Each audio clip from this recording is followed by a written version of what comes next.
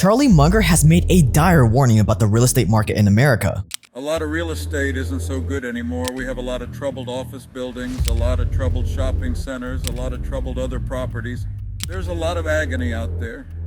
Charlie Munger is Warren Buffett's legendary business partner, and according to him, the real estate market is in deep trouble. But this time, it's not centered around normal homes like it was in 2008. No, this time the crisis is with commercial real estates, like offices and shopping centers. Regional bank stocks have taken a major hit on Wall Street in recent weeks, with PacWest leading the slide.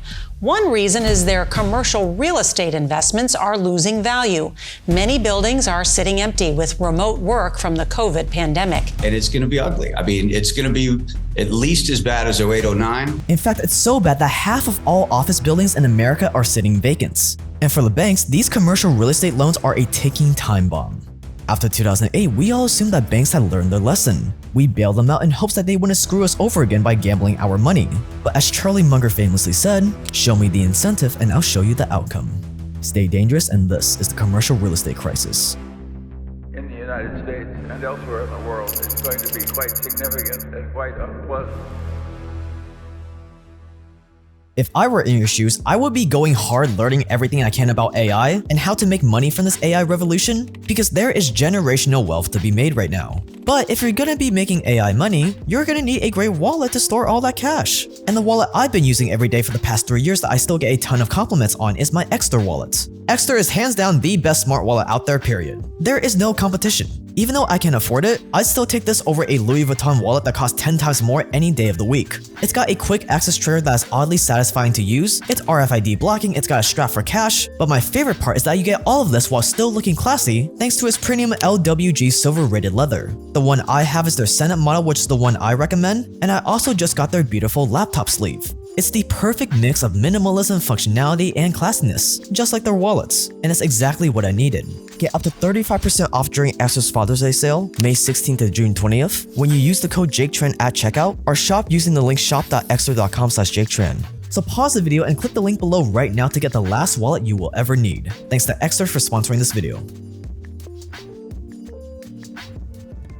Right now, banks hold more than $2.9 trillion in commercial mortgages, and all of that commercial real estate is currently going down the drain. That's because most of these mortgages are tied up in properties like offices and shopping centers, places that have just been decimated ever since COVID forced everyone to work from home and shop remotely. Even though it's been almost 2 years after COVID peaked, most people still choose to work remotely, or they only go into the office for a few days a week. This has turned a ton of massive office buildings that used to be full of people into creepy commercial ghost towns, like this, and this. Commercial ghost towns that aren't making their owners any money, leaving them in a massive amount of unpayable debts. It's kind of like if you bought a bunch of homes, rented them out, and then all of a sudden half of your tenants leave. That is exactly what's happening right now. Only around 50% of America's office buildings are actually being used. 50%, think about how insane that is. The other half are sitting empty and racking up a ton of interest. And it's about to get a lot worse. I see a tsunami of loans coming due that can't be refinanced. See, more than half of the commercial mortgages out there right now, a good $1.5 trillion of real estate debts, is about to come up for refinancing, meaning that the owners of this commercial real estate are gonna have to come in soon to get a new mortgage rate, and their new mortgage rate is gonna be whatever mortgage rates happen to be at that time, which is very bad timing because at the same time, the Fed has been pushing interest rates higher than ever before, which means that once these commercial mortgages are refinanced, their monthly payments are gonna go through the roof. These office management companies that bought offices at an interest rate of 0.5% are now gonna have to pay a 5% interest rate. So on top of their tenants leaving, their loan payments are gonna explode, which means more and more commercial real estate owners are gonna default. Just like what happened in 2008, but instead of residential homes, it's commercial real estate. Just take a look at Brookfield. The largest office owner in downtown Los Angeles chose to default on loans on 2 buildings rather than refinance due to the weak demand for office space. And this isn't just some one-off thing. Brookfield is the biggest owner of office space in downtown LA. So if one of the biggest commercial property owners in the country is giving up, how is everyone else faring? That's what Charlie Munger meant when he said that banks are filled to the brim with bad loans. Loans that probably won't get repaid. And once businesses everywhere start defaulting on their commercial real estate loans, who is going to be left holding the bag? The banks, of course.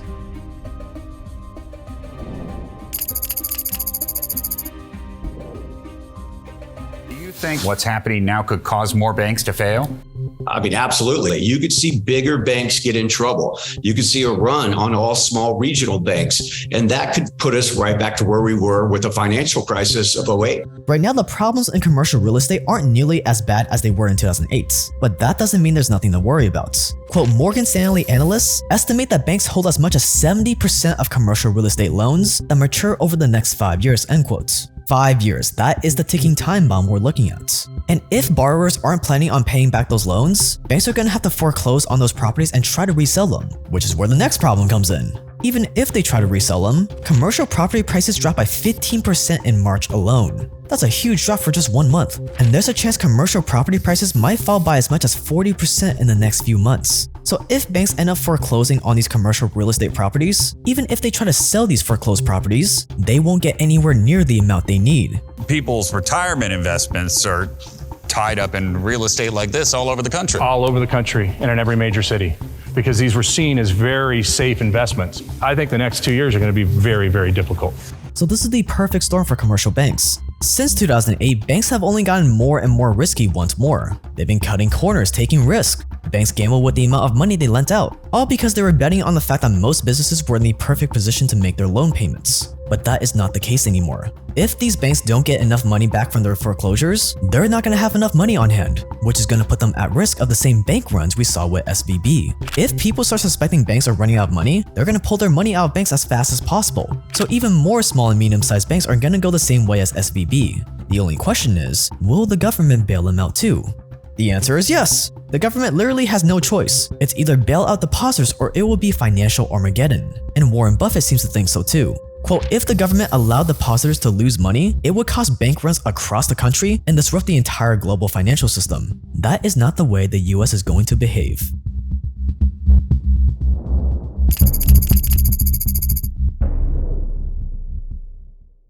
According to Munger, quote, every bank in the country is way tighter on real estate loans today than they were 6 months ago. They all seem to be in too much trouble, end quotes. As a whole, loans from commercial banks dropped by $105 billion in just the last 2 weeks of March. That is a huge drop. They spent all this time risking it all, and now these banks suddenly want to implement reasonable lending practices. It's like Munger said, in good times you get into bad habits, and then when bad times come, you lose too much.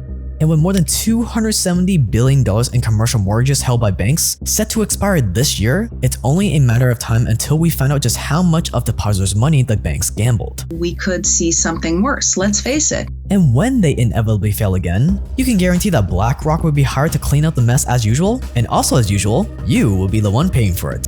If you think the next few years are gonna be pretty difficult and you want to start stacking a lot of cash to prepare, you might want to take the route that I took when I was first getting started.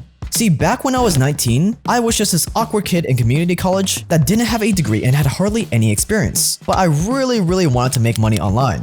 So I tried everything, graphic design, stock trading, and so on.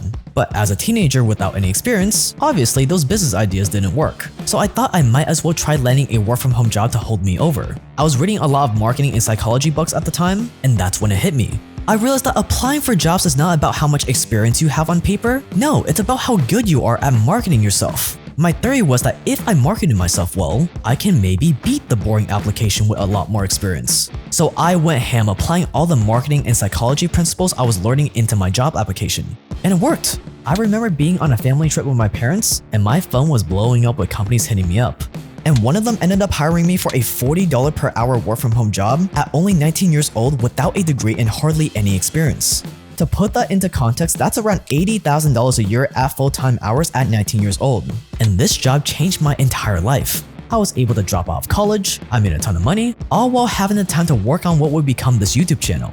And because work from home jobs changed my life forever, I decided to take this framework that I developed and I put it into a masterclass so you too can land a work from home job without a degree, even if you're starting from zero like I was. This is the best course out there on how to get a work from home job because not only has it worked for me, but it's worked for our other students. Long story short, one of them landed a $25 per hour position living in South Africa, and another landed an insane position where he got equity in the company got acquired, and he made bank from his stock going up.